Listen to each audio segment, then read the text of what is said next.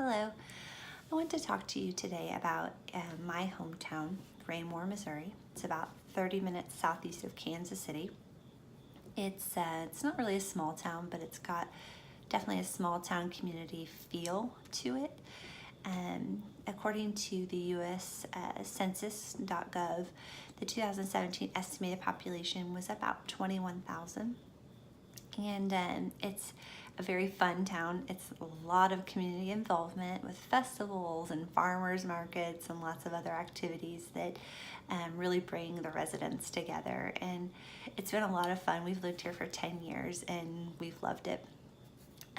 But by contrast, it also offers a lot of community outreach and opportunities for people to really help each other out in times of need.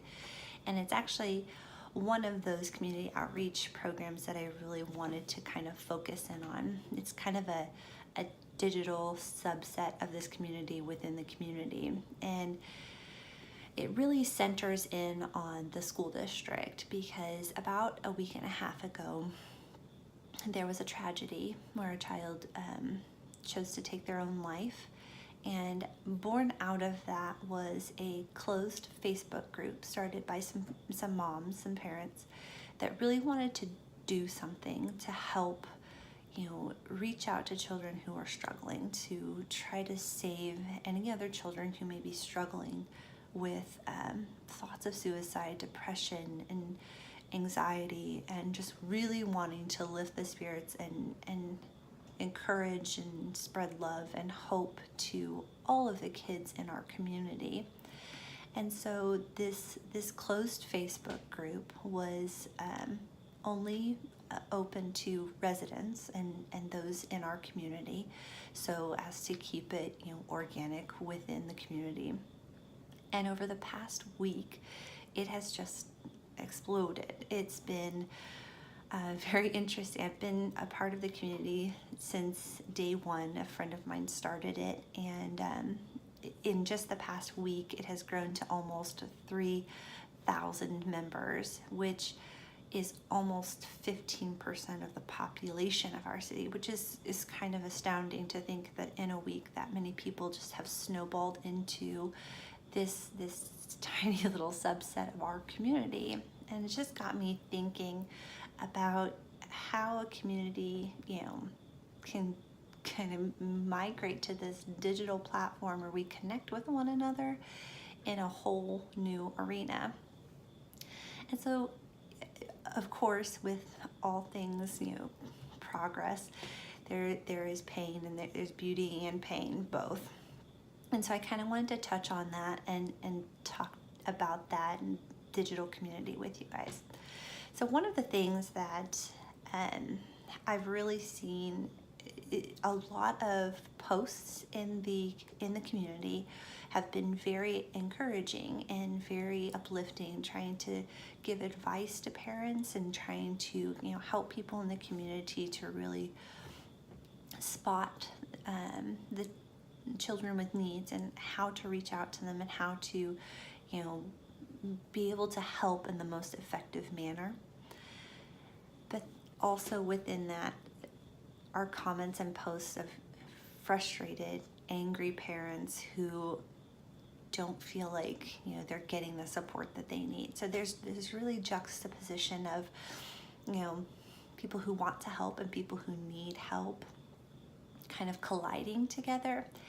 And of course, with the language and context barriers of an online community, it's very difficult to say something with a compassionate voice or with, see things with empathy because they're black and white. And so there's been a lot of feuds, a lot of tension, a lot of, comments that have caused hurt and offended people. So I've kind of took a step back just to be an observer, just to see, this really isn't any different than like a town hall meeting where people are trying to we're all fighting for the same goal and the same common purpose, but there are differences of opinions and there's differences of backgrounds and ideas, and everybody's trying to really accomplish something big, something major, but nobody's quite in agreement on how to get there. And so it's been,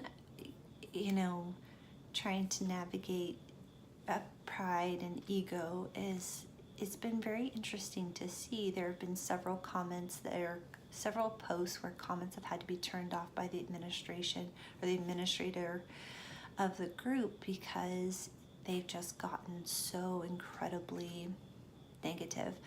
And it kind of made me as a parent step back and think, if this is a digital representation of our town, how are we treating each other? How are we handling differences and disagreement? And it's been kind of this interesting, very public, watching it as if watching something through a microscope, seeing, how we interact with one another in a very, global manner is very fascinating, although sometimes sad, because we tend to not listen to the intent behind someone's comment. We just get defensive, and I'm guilty of it just as much as anybody is. But I think we're through these comments and through these posts, it's really kind of brought about, a sense of needing to listen with compassion and with empathy, which brings me back to my second point, is this need to physically connect within the digital community and having those face-to-face meetings so that we can, not dehumanize the people within the digital community, because they are a part of our physical community, our geographical community as well. And so it's kind of come full circle. Now we're starting to set up meetings. We're starting to set up, activities and events where people can come together and get to know one another so that we can really act like the community that we are and represent our city well. So just kind of in conclusion, this digital town within a town is really flourishing, even with missteps, even with the tensions, and even with, arguments. We understand that we're here for a common goal, and we are all fighting for the same thing.